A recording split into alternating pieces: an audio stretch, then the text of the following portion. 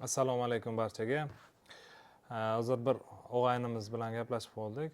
Unda soliq bilan bog'liq bir ikkita muammo bor ekan. Shu borada siz bilan bir o'rtoqlashishga va maslahat berishga qaror qildim. Chunki bu juda foydali deb o'ylayman.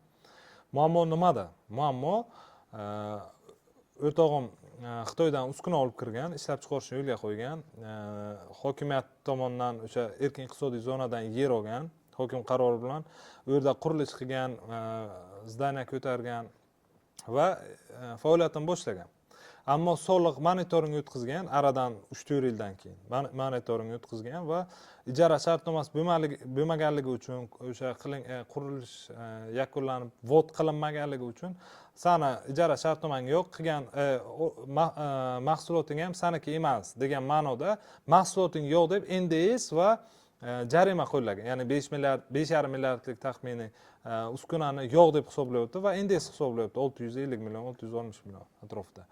Va 1 milliard 10 million jarima qo'llayapti. O'sha 20%lik.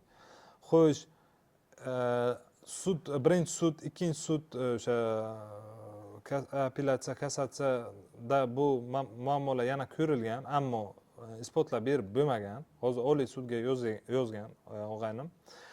Shuni bir maslahat qilib qoldim men bilan va unga bir ikkita maslahat berdim. O'sha maslahatdan siz bilan ham o'rtoqlashishga qaror qildim. Xo'sh, muammo nimada? Muammo bu birinchi o'chratda tushunishimiz kerakki, agar biz bilan bog'liq o'sha davlat tashkilotlari bilan o'rtasiga qanaqadir muammolar kelib chiqayotgan bo'lsa, biz ularga o'sha kartaga chizganday ochib berishimiz kerak. Hamma narsani po polочкам qo'yib berishimiz kerak. Ya'ni, misol uchun o'g'aynim situatsiyasida o'g'aynim Xitoy bilan o'sha Xitoydan uskuna olib kirgan bo'lsa, Xitoy bilan qilgan shartnomasidan boshlab, to uskunani sotib olishdan oldin birinchi shartnoma qilib, to olib kirib, uni o'rnatib, ishlatib va o'sha ishlatgan protsessdagi bo'lgan voqealarning hammasini ko'rsatib berish kerak edi. Ammo uni ko'rsatib berib bilmagan.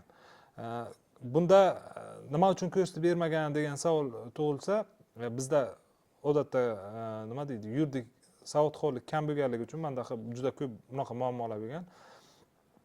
Kam bo'lganligi uchun biz o'ylaymizki, hamma narsa bo'lgan-ku, mana elektronniy bo'lgan, to'laganman soliqini, ana rastamoshga to'laganman va hokazo. O'ylaymizki, soliq yoki o'sha sud yoki boshqasi o'zi biladi, to'g'ri biladi, olib biladi, so'rab oladi deb o'ylaymiz. Aslida esa qanaqa? Aslida ular olmaydi. Ularga qiziq emas. Ba'zi ko'p holatlarda sud misol uchun sizni og'zingizdan va o'sha siz soliq departamentni, prokuraturani og'zidan eshitadi va dela bilan solishtiradi qanaqadir o'zini etapida va o'shandan xulosa chiqaradi. Bu xulosa sizni zararingizga bo'lishi ehtimoli katta, chunki o'sha soliq organlari, prokuratura boshqasimi albatta ular ishini puxta qiladi va o'sha qilayotgan nima deydi, berayotgan hujjatlarni to'liq qilib beradi. Siz lekin o'sha prokuraturaga yoki soliqqa kimga bo'lishdan qat'iy nazar to'liq qilib bera olmaganligingiz uchun o'zi muammo boshlangan bo'ladi va o'sha narsa sud davomida ham davom etadi.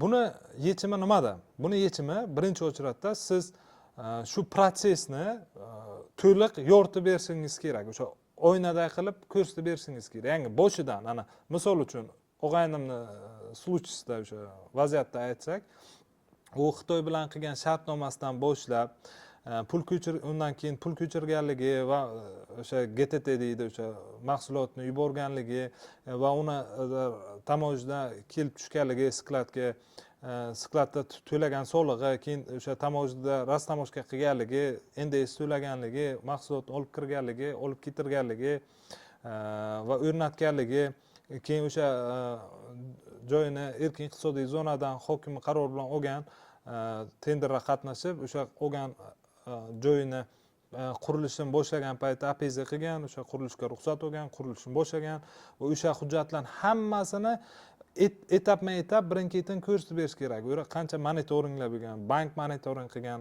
prokuratura monitoring qilgan, hokimiyat monitoring qilgan. Bular hammasini birin-ketin ko'rsatib bera olmaganligi muammo shunda va ko'p tadbirkorlarda shu muammo bor.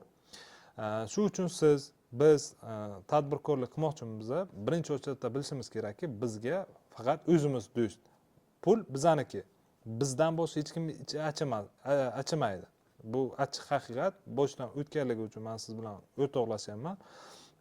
Agar sizda shunaqa muammo bo'layotgan bo'lsa, bo'lgan bo'lsa yoki bo'lmasligini xohlasangiz, mana shu etapdan o'tishingiz kerak. Ya'ni o'sha siz bilan nima deydi, konfliktga borayotgan tashkilotga hamma narsani ochiq, oydin, oynaday qilib birin-ketin etapma-etap hujjatlab ko'rsatishingiz kerak.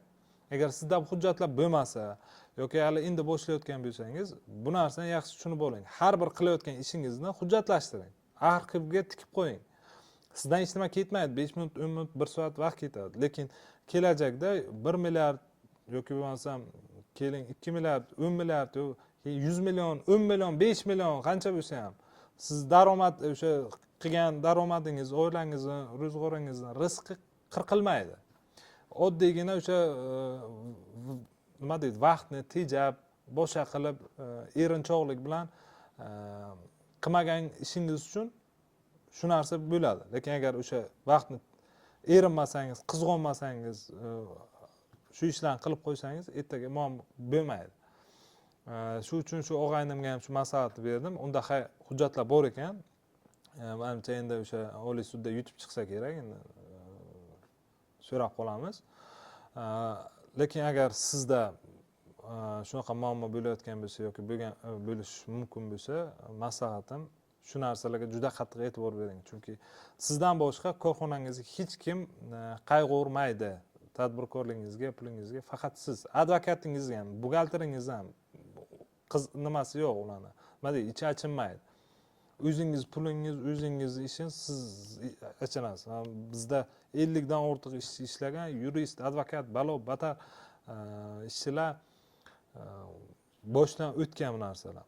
Sizga ham shuni maslahat beramanki, ertaga agar bunaqa muammolar kelib chiqishini xohlamasangiz, maksimal harakat qiling, hujjatlarni to'g'ri qilishga, to'liq qilishga erinchoqlik qilmang va ertaga xudo ko'rsatmasin shunaqa vaziyatga kirib qolsangiz, soliq bilanmi, prokuratura, departament bilan qanaqadir konflikt, qanaqadir muammo kelib chiqayotgan bo'lsa, bu narsani по полочкам qo'yib berish uchun o'sha hujjatlaringiz to'liq turishi kerak va o'sha proses bo'lib boshlanib qolsa ham qo'yib ko'rsatib berishingiz kerak.